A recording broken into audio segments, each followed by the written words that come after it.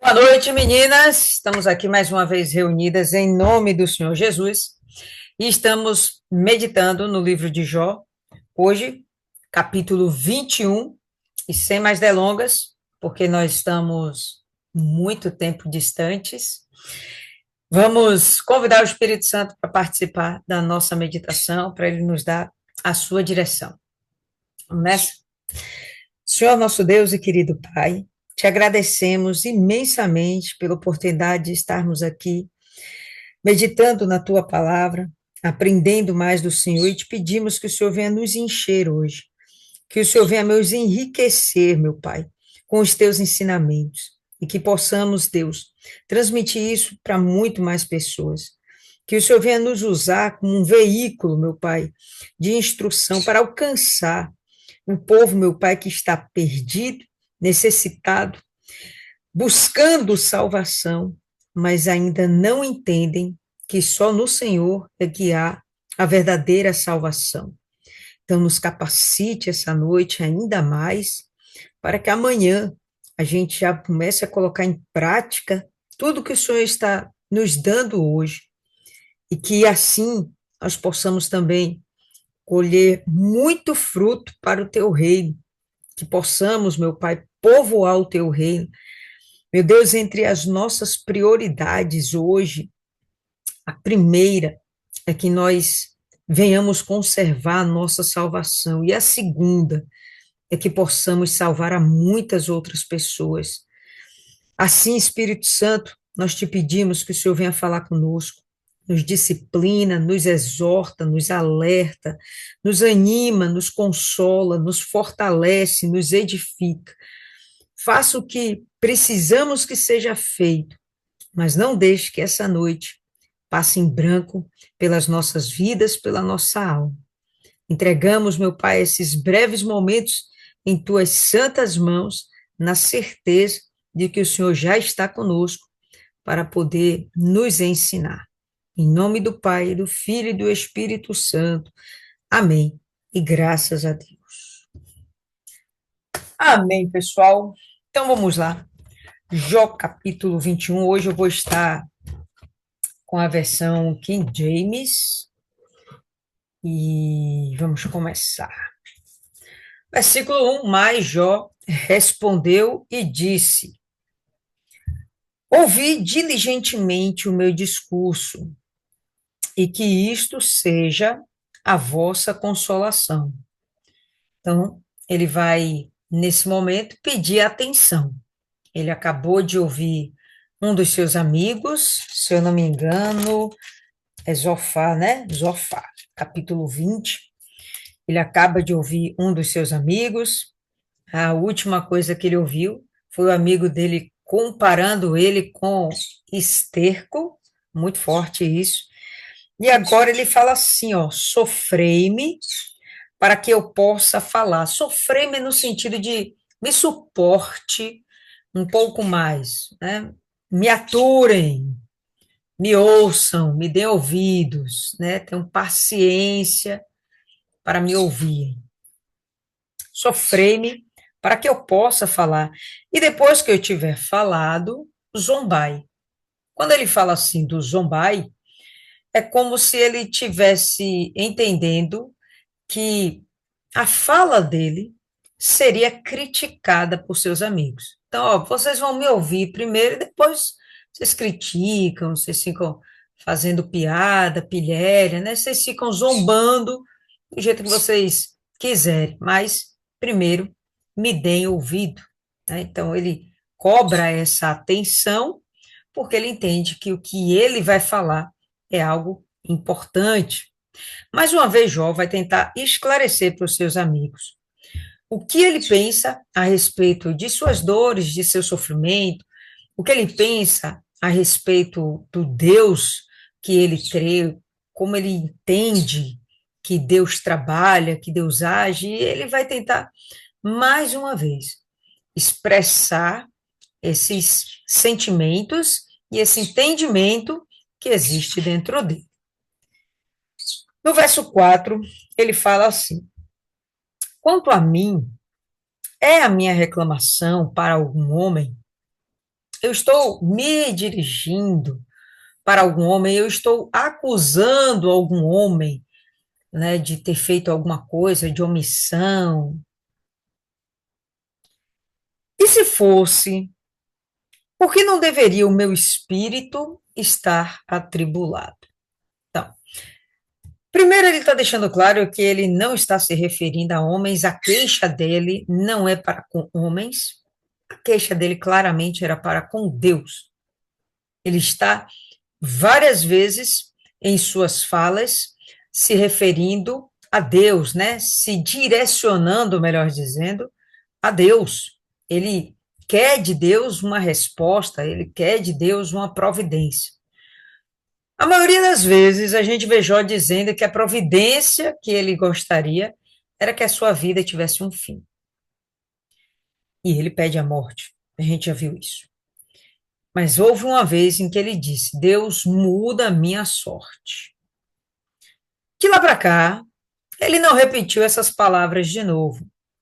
Mas uma coisa é certa: Jó, em momento algum, desistiu de continuar confiando nesse Deus. Ele continua crendo, ele continua depositando em Deus as suas esperanças, ele deposita em Deus a sua confiança. Ele não trata Deus como se fosse um inimigo. Ele até entende que Deus o trata como se ele fosse inimigo, mas ele não trata Deus como inimigo, tá? Então, a queixa dele é para com Deus, ele fala, e mesmo que fosse para com o homem, por que que eu não poderia estar atribulado? Né? Por que que eu não poderia estar perturbado, agoniado, agonizante? E, bom, ele tem direito? Tem, né? Tá lá sofrendo, quem tá na pele dele, quem tá gemendo é ele, então ele tem todo o direito de se queixar da forma que ele quiser.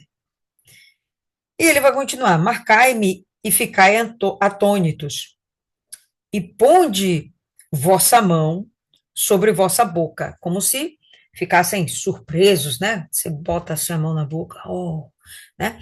Então, o que ele está dizendo é isso, ó, prestem atenção em mim e fiquem surpresos com o que vocês vão ouvir, com a minha experiência de vida, com o que está acontecendo comigo. Ele exige, né, essa atenção. Até quando eu me lembro disso, fico com medo e o tremor toma conta da minha carne. Quando ele se lembra da condição dele, do que aconteceu com ele tem temor e tremor. Por que que ele diz isso? Porque ele entende que o que está acontecendo à sua vida é juízo de Deus. E ele tem tanto respeito a esse Deus, que quando ele lembra da sua miséria, ele tem temor, é despertado nele temor e tremor por conta desse Deus, né? Então, aí ele vai exigir dos seus amigos que eles venham ter esse mesmo comportamento. Olhem para mim, temam e tremam diante desse Deus, diante do poder desse Deus, diante da capacidade desse Deus. Esse é o posicionamento de Jó nesses primeiros versículos. Por que vivem os perversos? Versículo 7. Estamos no capítulo 21, versículo 7, para quem está entrando agora. Por quem vivem os perversos? Por quem, ó? Por que vivem os perversos? Envelhecem, sim, e são poderosos em poder. Não. Ele está fazendo aqui um contraponto com uma das últimas falas do seu amigo. Aí a gente pode voltar aí uma paginazinha e vamos para o versículo 5 do capítulo 20, onde está escrito assim, ó, que o triunfo dos perversos é breve e a alegria dos hipócritas é só por um momento. Aqui é o final de uma indagação que Zofá fez a Jó. Qual era o sentido das palavras de Zofá? Olha, quando um pecador peca contra Deus, Deus pune imediatamente. De modo que ele queria fazer essa comparação com Jó. Sabe por que você está sofrendo tudo isso? Porque você foi um pecador. E você está sofrendo imediatamente tudo aquilo que você merece. Você está sofrendo o juízo de Deus. Por isso que ele fala: o triunfo dos perversos é breve. Então, sua vitória, sua alegria, né? Sua grandeza, sua prosperidade foi por um breve momento. Mas agora você está sendo firmemente castigado. E a alegria dos hipócritas é só por um momento, tá? Então, Zofá colocou isso como um ponto para apontar os pecados de Jó. Porque a destruição de Jó foi extremamente repentina. Foi coisa de 1, 2, 3 dias, puf, acabou tudo que Jó tinha, toda estrutura, e para terminar, até a saúde dele foi embora. Então, foi algo extremamente rápido. Então, Zofá chega e fala: a vitória, a alegria do perverso é breve, é só por um momento. Aí chega Jó agora, pode voltar aí para o capítulo 21, verso 7. Jó agora ele faz esse contraponto. Ele diz justamente o contrário. Por que vivem os perversos? Envelhecem sim, ou seja, eles têm longevidade, são perversos, mas eles conseguem viver, e Jó vai falar que eles conseguem ter uma vida muito boa. Olha lá. Por que vivem os perversos? Envelhecem sim, e são poderosos em poder. Eles são pessoas que têm uma representação dentro da sociedade significativa. Pessoas que têm condição financeira boa, pessoas que são donas, né, de muitas posses. As pessoas olham para elas e elas são referências, políticos, governantes. São pessoas que possuem poder. E ele não diminui a coisa, não. Ele chega e fala que são poderosos em poder. Então, ele exalta o perverso, né? Ele está mostrando aqui, não que ele esteja exaltando, mas ele está apontando que o perverso acaba sendo exaltado. Aí ele vai continuar. Para quem está entrando aí agora, verso 8, capítulo 21, verso 8 de Jó.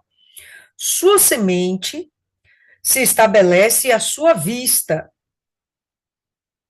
com eles, e a sua descendência diante dos seus olhos. A semente, muito claramente, é fácil a gente perceber que ele está falando dos filhos do perverso. Então, sua semente se estabelece, né? Seus filhos crescem, conseguem se estabelecer, constituir família, construir patrimônio, ter o respeito da sociedade, né? Então, a sua semente se estabelece à sua vista, então os pais ainda têm tempo de ver o filho ser formado, crescer, construir patrimônio, envelhecer. O pai está aqui perverso, mas está conseguindo ter esse nível de satisfação, né? Tipo, como eu poderia dizer? Me foge a palavra agora, mas é como se fosse assim, dever cumprido, né? Eu estou vendo ah, as consequências do, do meu empenho, do meu trabalho, de tudo aquilo que ele fez. Mas no olhar de Jó, ele é um perverso. Então vamos lá.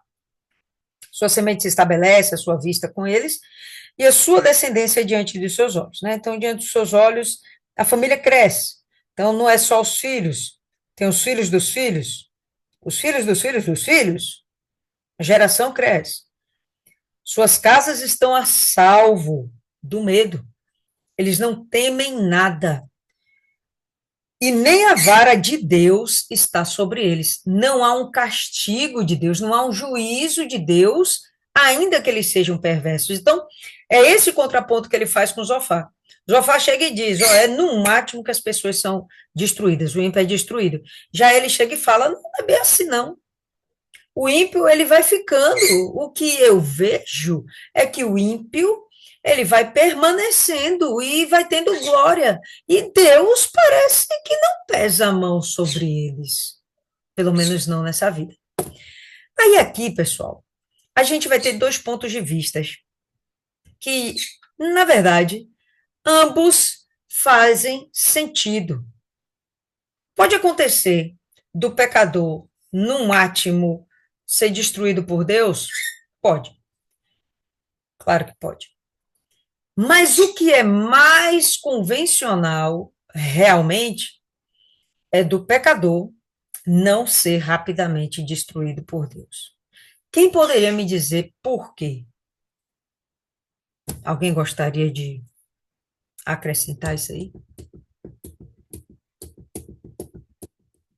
Eu acho que a pessoa não morre fisicamente, mas eu acho que espiritualmente a pessoa morre sim, o Espírito Santo se afasta dela, né? Eu acho que é uma morte espiritual. Pronto, morte espiritual. Mas eu não estou nem falando da morte. O que eu estou querendo comparar é Deus pesa a mão sobre a vida do pecador No sentido de rapidamente, ser ou ele consumido na tarda para mesma hora fazer isso? da morte. Não Por entendi. exemplo, Ananias e Safira foi consumido. Foi consumido. Hã? Vai, continue. Um exemplo, tipo, Ananias e Safira foi consumido na mesma hora. Aí eles foram punidos, um exemplo. E outras pessoas, não, foi morrendo aos poucos. Tipo, um exemplo, Saul, que não morreu logo, né? O Espírito Santo se afastou dele e tal. Nesse sentido que eu falo. Entendi, entendi, entendi. Alguém tem algo mais a acrescentar a respeito? Por que que uns Deus trata com agilidade e a maioria das vezes Deus trata com paciência? Fala, Isis. Acho que é tempo para se arrepender. É o quê? Tempo para se arrepender. Boa. Dona Maria. Fala aí, Dona Maria. A ideia é exatamente essa de Jesus. Eu acho que ele dá um tempo para o indivíduo ter consciência do que fez, para ele se arrepender, sabe? Do mesmo jeito que ele está dando uma oportunidade para a humanidade, sabe? Ele está dando uma oportunidade para a humanidade, né? Até o dia do juízo final.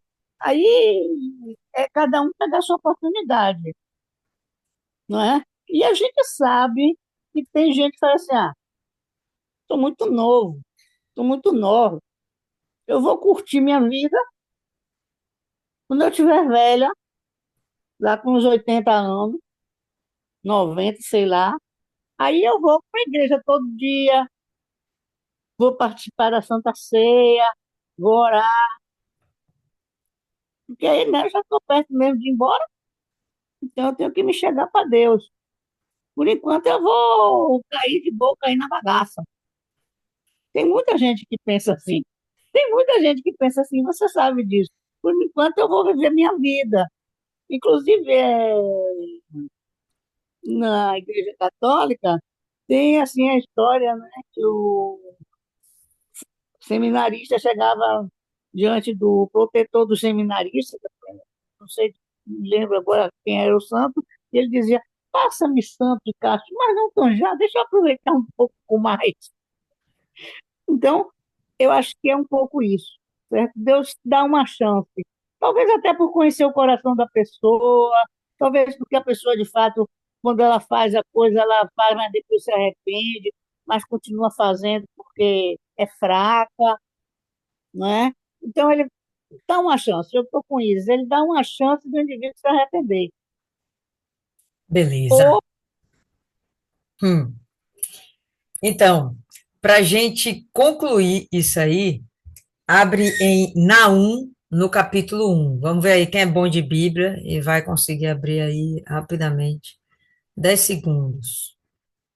10, 9, 8, 7, 6, 5, 4, 3, 2, 1. Todo mundo já abriu? Quem conseguiu? Naum, capítulo 1, fala assim, ó povo lindo, no verso 3: o Senhor é tardio em irar-se e grande em poder, e não irá de forma alguma absorver o perverso. Pode voltar aí para Jó, mas o que Jofá falou cabe bem naquele exemplo que Fernanda deu de Ananias e Safira. Mas o que é normal acontecer é o que Jó está defendendo. Deus, ele é tardio em irar-se. O pecador está lá pecando, ele está sobrevivendo, ganhando, vencendo, poderoso em poder, e parece que Deus não pesa sobre ele a sua mão, né? Não tem a vara da repreensão. Vamos nem dizer assim, de destruição, mas quando ele fala da vara de Deus, a vara é para repreender, não é para matar, né? Para repreender, para disciplinar, dar uma surrinha ali, mas só para o moleque ficar esperto. Então, a ideia de Jó é que isso se perlonga. Então, não é o meu caso. Observe, me ouçam, me dê atenção. Foi isso que ele começou, o capítulo, não foi assim que ele começou? Me dê atenção. Não é o meu caso. O que acontece é o contrário. Deus tem muita paciência. Deus tem muita misericórdia. Deus, ele não destrói, ele não mata, porque ele é amor. Ele ama acima de tudo, então ele vai dando chance, oportunidade para que o elemento se arrependa, como alguns de vocês disseram. Tá? Então, o que Jó fala é com muito mais propriedade, faz muito mais sentido.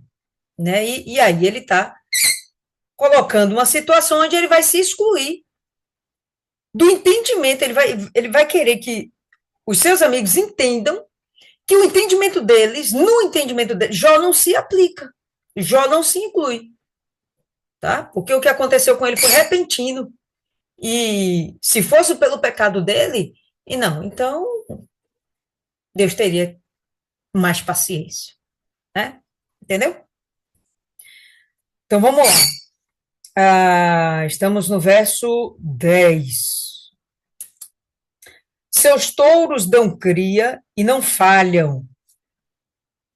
Suas vacas dão à luz e não lançam fora seus novilhos, né? Não tem aborto espontâneo. Né? O touro, quando copula com a vaca, não falha. A vaca fica enxertada, trem. E quando a vaca pare, o bezerro nasce. Não há aborto, não há perda. A vida desse pecador, perverso, ímpio, ela tem prosperidade, né? Tem crescimento.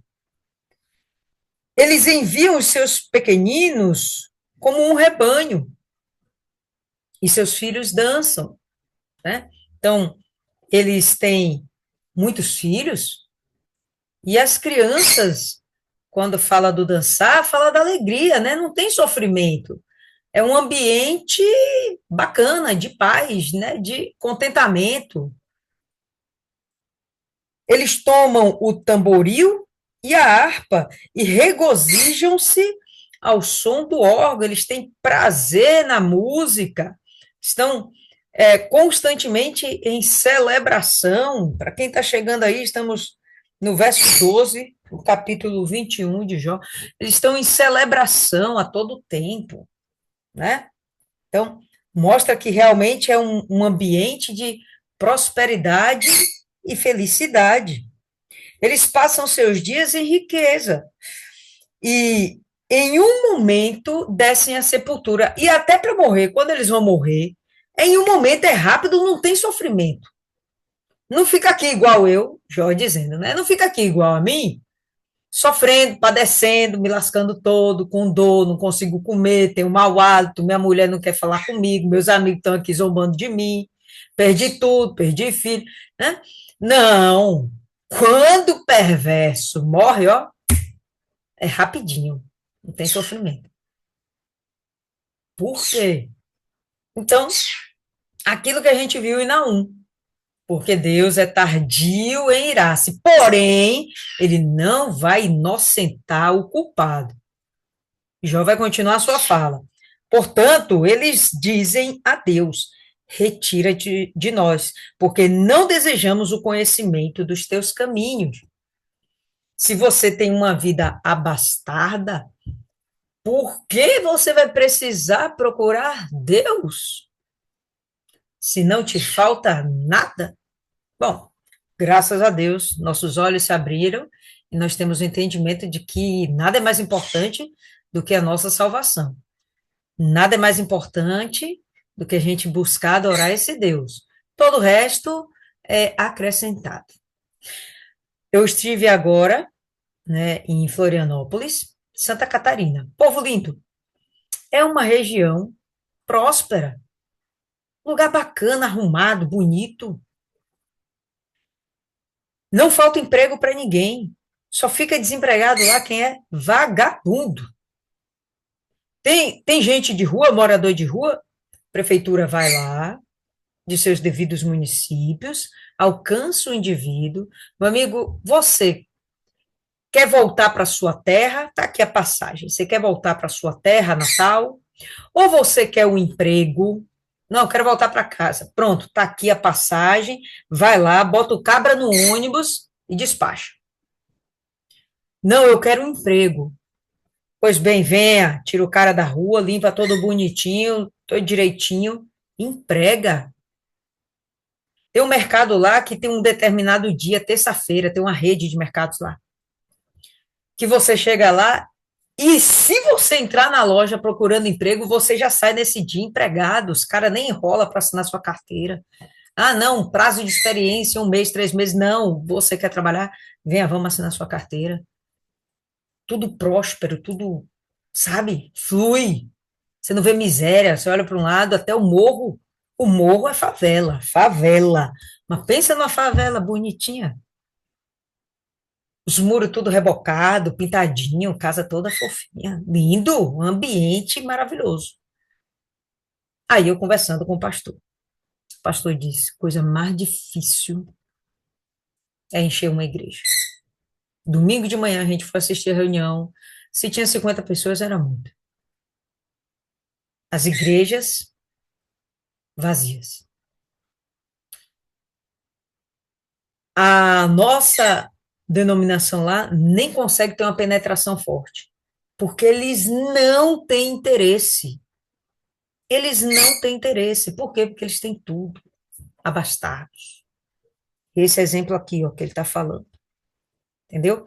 A pessoa tem tudo, poderosa em poder. Fala para Deus o quê? Retira-te de nós, porque não desejamos os conhecimentos dos seus caminhos. Não tem interesse. Não preciso. E é assim mesmo. Não preciso. O que é o Todo-Poderoso para que o sirvamos? E que proveito teremos se orarmos a Ele? Porque se eu já tenho tudo, eu vou precisar de um Deus para quê? Então, o pensamento de Jó é desenhando o perfil do perverso. Mas lembra que Jó, ele já foi muito rico, poderoso em poder, era o mais rico do Oriente? Mas ele adorava a Deus, buscava Deus, sacrificava a Deus, confiava em Deus. Ele tinha um perfil completamente diferente do perverso. Por isso a queixa dele para com Deus. A queixa dele, como ele fala, não é para com os homens, a queixa dele era para com Deus. A conversa dele é com Deus. Né? Vocês podem zombar de mim, mas eu estou falando o que vocês não querem enxergar. É assim que ele Ele está se dirigindo aos seus amigos. Eu estou falando o que vocês não querem enxergar. O que vocês estão imputando sobre a minha pessoa não é verdade. Eis que seus bens não estão em suas mãos. O conselho dos perversos está longe de mim. Quando ele fala, por curioso, tomador de parte, olha lá meu Kikiozinho, está aqui participando hoje da meditação. Aí, pô, fica aqui quietinho. Você está cantando, o pessoal está incomodado, viu? Fica lá. Então, eis que os seus bens não estão em suas mãos. O conselho dos perversos está longe de mim, né?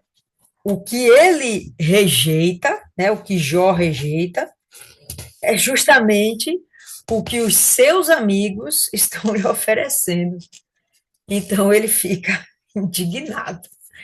Mas ele chega e fala: o conselho dos perversos, longe de mim.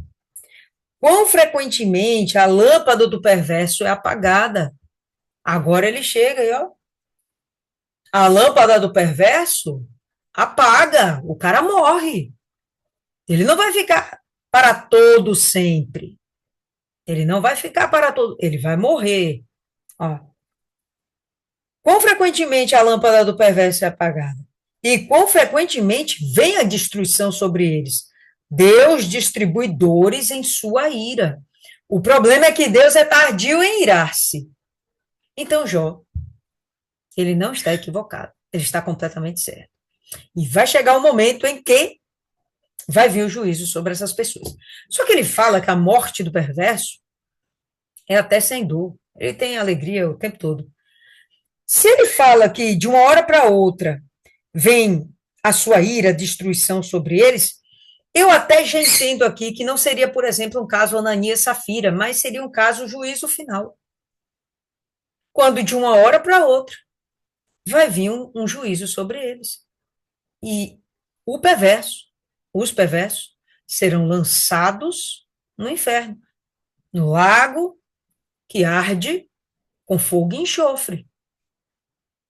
Então, Jó, ele tem esse entendimento de que não vale a pena ser perverso, porque por mais que você tenha uma vida longeva e feliz aqui na Terra sendo perverso, vai chegar um momento em que isso não vai mais funcionar, e vai vir o juízo de Deus. E repentinamente lhes sobrevirão a destruição. Tá? Então, ele vai continuar. Eles são como o restolho diante do vento, né? Restolho é palha. E como a palha que a tempestade carrega, eles não têm força em si mesmos, eles são volúveis, eles são passageiros, né? Eles não vão ficar permanentemente vivendo essa vida que eles vivem. Deus reserva a sua iniquidade para os seus filhos. Isso aqui eu já acho que Jó falha. Porque o Jó está defendendo que a punição que o perverso deveria receber, quem vai pagar são os seus filhos. Isso aí a gente já sabe que não procede. Hoje, pelo menos, não procede mais. Desde Ezequiel, isso não procede mais, tá bom? Então, eles são como restolho diante do vento e como palha que a tempestade carrega. Deus reserva a sua iniquidade para os seus filhos. Ele o recompensa e ele saberá disso. Seus olhos verão a sua destruição e ele beberá da ira do Todo-Poderoso, tá? Então, poderia ser, caso Ananias e Safira, que foi aqui na terra rápida, assim, pode. Mas o que eu percebo é que Jó está falando de um juízo pós essa vida, né, e apontando para o juízo final. Aquele momento onde todas as pessoas estarão diante do grande trono branco para serem julgadas pelo Todo-Poderoso. Porquanto, que prazer terá ele em sua casa depois que ele se for? Quando o número dos seus meses for cortado ao meio, né? Então, Quando ele se for, o número de seus meses ser cortado ao meio, está traduzindo que é a morte dessas pessoas. Então, que prazer eles terão na sua casa quando eles morrerem? Nenhum, né? Eles podem ter abundância e prosperidade aqui, mas quando eles morrerem, eles não vão mais usufruir disso. Não vale a pena eles viverem cultivando, né, as coisas materiais, os prazeres da carne e esquecerem-se de Deus. É esse o cenário que Jó está plantando. Jó fez o contrário, ele estava aproveitando, sim, a abundância na vida dele, mas ele nunca se afastou de Deus. Ele sempre buscou a Deus. Tá? Portanto, que prazer terá ele em sua casa depois que ele se for? Nenhum. Quem é que vai voltar de lá dos mortos para vir usufruir o que deixou aqui na terra? Ninguém. Quando o número de seus meses for cortado ao meio, né? Então a morte vai ser acelerada, né? Ou abreviada, enfim. A pessoa não vai viver o tanto de tempo que ela poderia viver. Ensinará a alguém conhecimento a Deus, vendo que ele julga aqueles que estão no alto. Quem está no alto? Os anjos, os anciãos, 4 seres viventes. Quem é que está acima de Deus? Se Deus julga aqueles que estão no alto, imagina os que estão aqui nessa terra. Então, o ímpio poderá depois contender com Deus e dizer, não, o que o senhor está fazendo é errado, esse seu senso de juízo e de justiça não é o que eu esperava, o que eu quero, não aceito ir para o inferno. Não, não vai ter esse tipo de coisa. Ninguém vai ensinar a Deus o que ele tem que fazer. Ninguém vai ensinar a Deus o papel dele. Um morre em sua plena força, estando inteiramente tranquilo e quieto. Seus peitos estão cheios de leite, seus ossos umedecidos de medula. E outro morre na amargura da sua alma, e nunca come com prazer. Eles se deitarão semelhantemente no pó, e os vermes os cobrirão. Eis que eu conheço os vossos pensamentos, e os artifícios que injustamente imaginam contra mim. Então, eu sei que o ímpio, ele vai morrer, e ele vai estar abastado, ele vai estar felizão, mas ele vai morrer. E tem aquele que sofre, se referindo a ele, né? A si mesmo. Então, tem aquele que sofre, vive uma vida amarga, não tem nem prazer de comer. Também vai morrer, vai acontecer a mesma coisa. Então, aquele que é justo, aquele que é injusto, todo mundo vai morrer. Eles vão para o mesmo lugar. Se deitarão semelhantemente no pó, vão morrer, vão para o pó. Os vermes os cobrirão. Ok, a matéria vai ser destruída. Eis que eu conheço os vossos pensamentos. Então, Jó diz, eu sei, Zofar, o que está dentro de você. Ele faz. Eu sei o que está dentro de você. Bildade. Eu sei o que está dentro de você. Os pensamentos de vocês não são verdades a meu respeito. E os artifícios que injustamente imaginam contra mim, como se realmente eu fosse um pecador, um injusto, como se eu rejeitasse a Deus, como se eu fosse aquele cara ricaço, mas que tivesse rejeitado a Deus. O exemplo que ele desenhou aqui, né? Não, isso não é justo. Vocês não estão falando a verdade a meu respeito. Por que dizeis? Onde está a casa do príncipe? E onde estão os lugares da habitação dos perversos? Não perguntastes aos que passam pelo caminho e não conheceis os seus sinais? Que o perverso está reservado para o dia da destruição? Então, isso me aponta muito forte para o dia do juízo final, onde não vai haver mais conversa.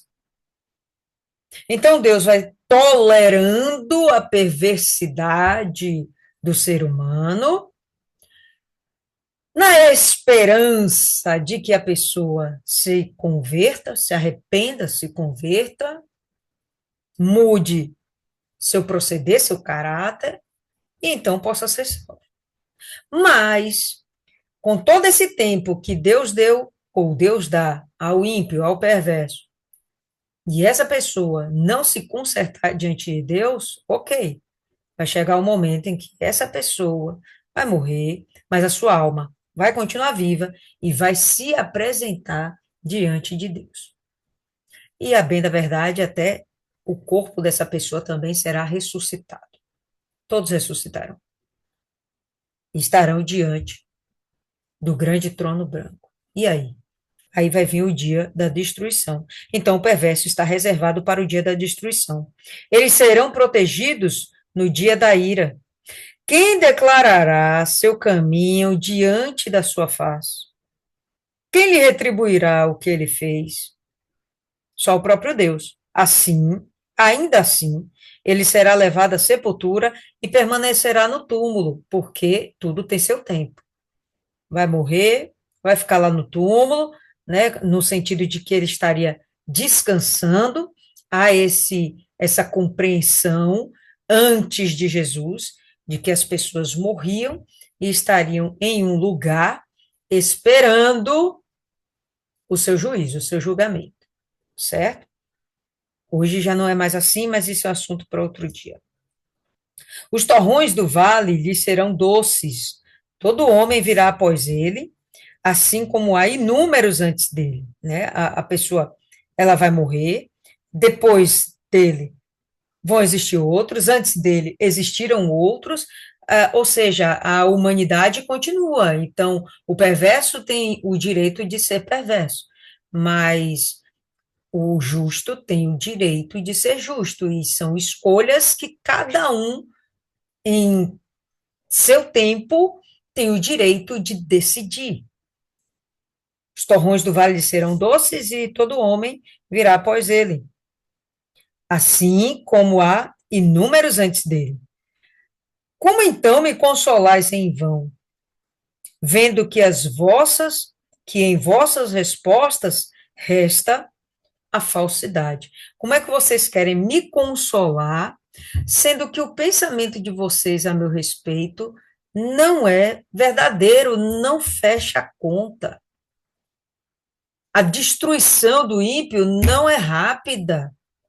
Deus tem paciência, mas vai chegar o momento dele, porque Deus não inocenta o culpado.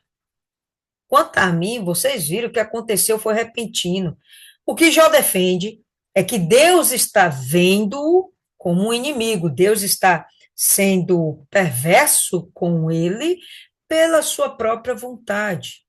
Foi uma escolha de Deus. Naquele dia ele nasceu, ele despertou, né, de cabeça virada. Não, hoje eu vou perturbar a vida de um. Vem cá, Jó, hoje é você.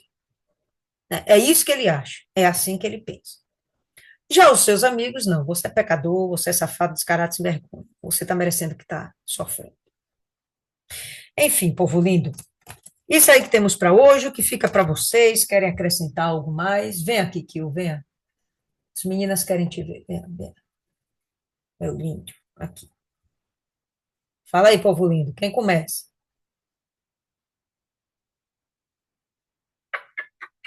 Milene.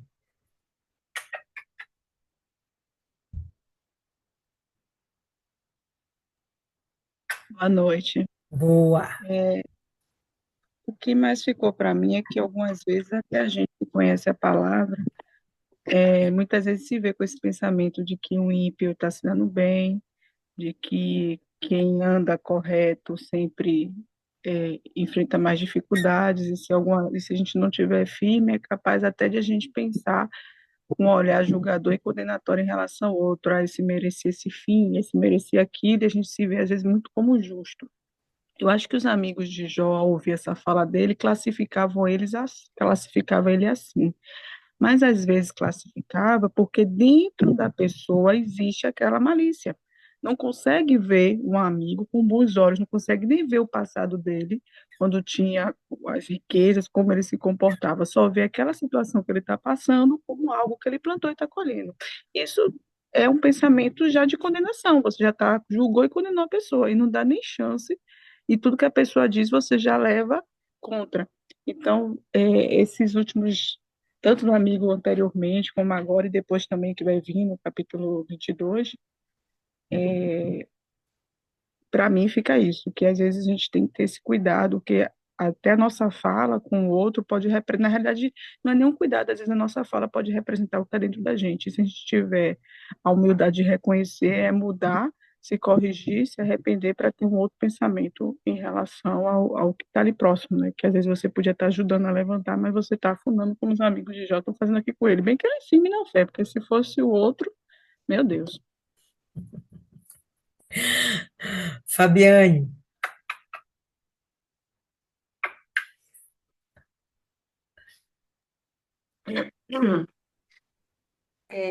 Na verdade, assim, o que focou para mim é que é um capítulo que é atual, né?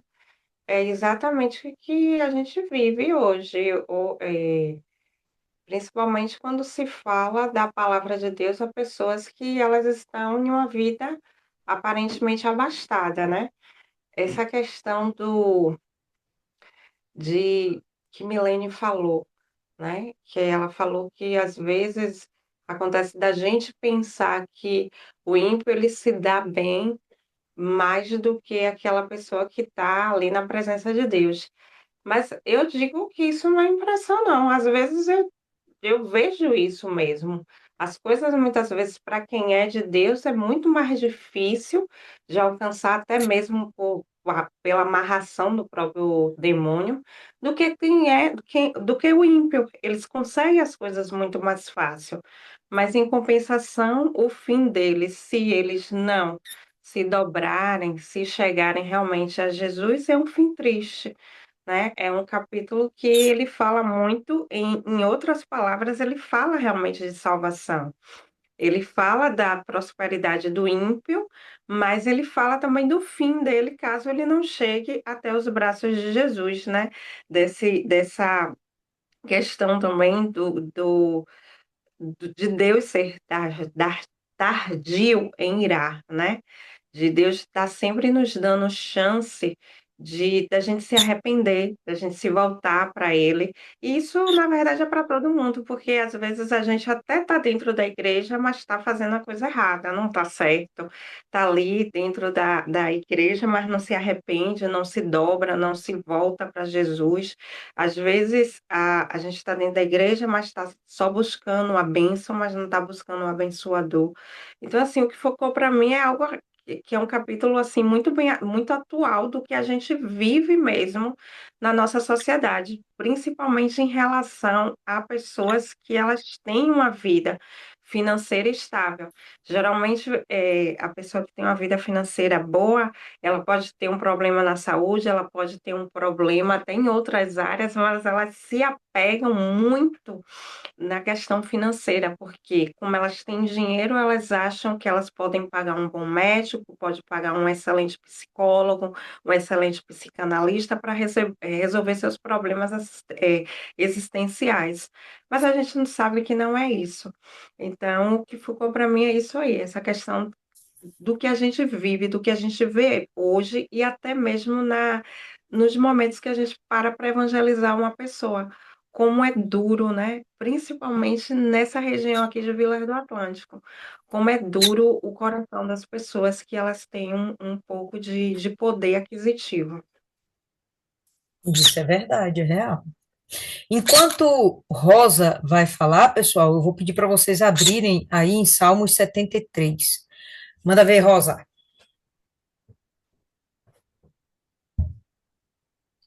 Oi, gente, boa noite. Então, assim, com relação à vida estável do ímpio e as amarguras que o cristão passa, o próprio Deuteronômio 8:2 fala, né, que foi até uma palavra da, da, da reunião com os obreiros e colaboradores, e aí 8:2 diz assim: E te lembrarás de todo o caminho pelo qual o Senhor teu Deus te guiou no deserto estes 40 anos, para te humilhar e te provar, para saber o que estava no seu coração, se guardarias os seus mandamentos. E te humilhou e te deixou ter fome e te sustentou com maná, que tu não conheceste, nem teus pais o conheceram, para te dar a entender que o homem não viverá só de pão, mas de tudo que sai da boca do Senhor viverá o homem. Então, o que acontece? Primeiro que já está errado aí o cristão, que se diz cristão, ficar olhando para a vida do rico, do rico, do endinheirado, porque uma coisa não tem nada a ver com a outra. De repente, o cara que é endinheirado não tem Deus, não serve a Deus, não quer saber de Deus, provavelmente, a maioria das vezes eles morrem sem Deus, e o próprio Deus já sabe que ele não vai se converter mesmo. O cristão já está errado em olhar por esse ângulo e ficar olhando a vida dos outros. O que acontece? Esse rico, primeiro que ele pode não servir a Deus, não temer a Deus, mas ele tem talentos, ele corre atrás, ele luta pela vida dele, e o diabo também tem força e pode ajudá-lo. Ele vai fazer um pacto com Satanás ele vai ter vida curta, vai gozar as coisas aqui, mas vai passar a eternidade no inferno. Então, ele não teve nada. No ponto de vista espiritual, ele já está perdido, coitado. E o que é um Ballantines, um Camaro, um Jack Daniels, ou bebidas caras, o vinho dos barris de lá do não sei das quantas, para uma pessoa que vai passar a eternidade inteira no inferno? Você acha que Deus, grande do jeito que é, poderoso, Deus é espírito, Deus é vida, vai ficar se preocupando, vai ficar tirando coisa de uma pessoa que é super rica, só porque o filho dele, que é filho dele, não tem, só para punir esse rico? Não, porque Deus já vê lá na frente o futuro, já sabe que a dor que ele vai passar, a eternidade sem Deus, o inferno que ele vai enfrentar por longa eternidade, e vai ficar se preocupando em ficar tirando coisa dele, fazer ele ser pobre, porque Deus pode fazer isso. Mas você acha que ele vai se preocupar com isso? Não. O que Deus quer é que a pessoa se arrependa, não importa se ela tem muito dinheiro ou se ela tem pouco dinheiro. Em contrapartida, já tem um cristão que para se converter não é brincadeira, até mudar o coração devido às suas inclinações, né? Tem gente que tem inclinação para todo tipo de coisa, então a gente precisa ser moldado. De repente tem apego ao dinheiro, tem avareza, tem tanta coisa aí para ser mudada e não é fácil ser transformado. Tem gente que atrasa o processo. E aí, particularmente falando assim, se for para eu me perder, eu prefiro passar a luta a minha vida inteira, mas ter minha salvação, do que ter uma vida farta, conquistar tudo aqui. Eu prefiro passar a luta, eu prefiro me acabar de fazer corrente para conquistar uma coisa e outra, para receber uma bênção, um milagre, o que não é a minha prioridade, claro, mas assim, não tem nada a ver uma coisa porque eles não têm que ter, não é justo. A justiça de Deus é diferente da nossa. A justiça de Deus é a reta justiça, a nossa é a justiça humana, então a sua justiça já é um farrapo de imundícia, a nossa justiça é um farrapo de imundícia. Tem que ser segundo a reta justiça de Deus, no ponto de vista de Deus, o que é, o que não é.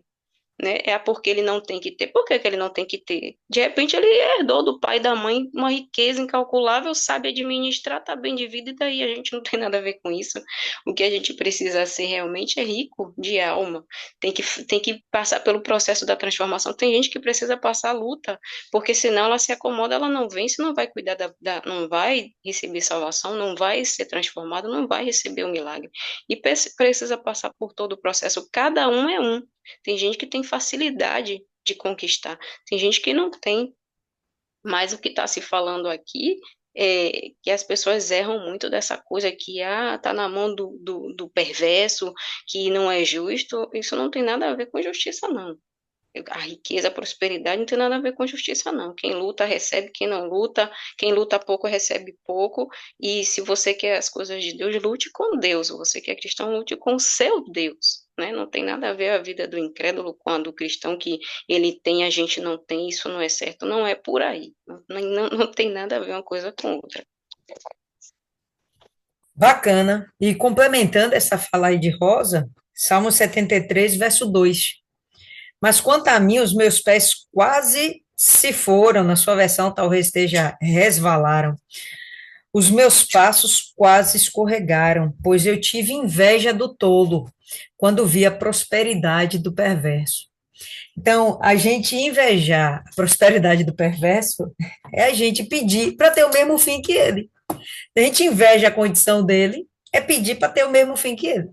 O fim dele, potencialmente, caso ele não mude seu proceder, sua conduta para com Deus, né? Se ele não se arrepender de seus pecados, o fim dele vai ser a perda da salvação. Não faz nenhum sentido a gente desejar isso. É como se estivéssemos escorregando e ladeira abaixo para o inferno. Né? Então, a inveja realmente, especialmente de nós cristãos, não é algo que pode fazer parte na nossa realidade. Povo lindo, alguém quer acrescentar alguma coisa? Se não, a gente já vai encerrar por aqui. Mais alguém? Diante do silêncio de vocês, vou indicar alguém para fazer a oração, tá certo? Então, Dona Cida, por favor, se a senhora tiver algo a acrescentar, fica à vontade. Se não, aí a senhora faz a oração final.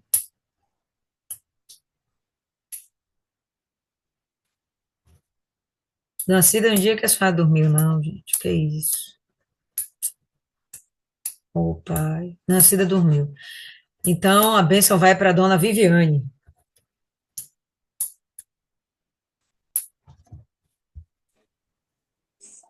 Boa noite, meninas. Boa.